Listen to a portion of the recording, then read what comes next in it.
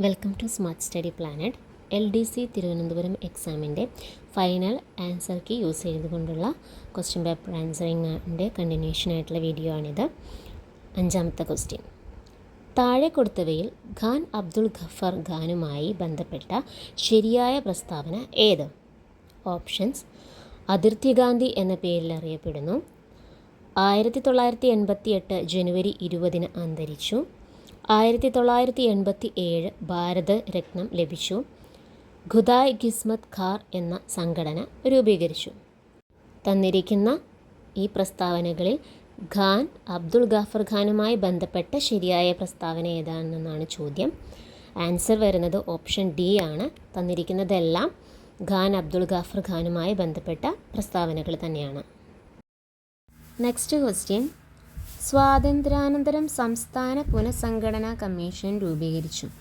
ഇതുമായി ബന്ധപ്പെട്ട താഴെ കൊടുത്ത പ്രസ്താവനകളിൽ ശരിയേത്? തന്നിരിക്കുന്ന പ്രസ്താവനകൾ: ഇത് രൂപീകരിച്ചത് 1953 ഇത് ഷാ കമ്മീഷൻ എന്ന പേരിലും അറിയപ്പെടുന്നു. ഫസൻ അലി, HN ഖുസ്രു എന്നിവർ ഇതിൽ അംഗങ്ങളായിരുന്നു.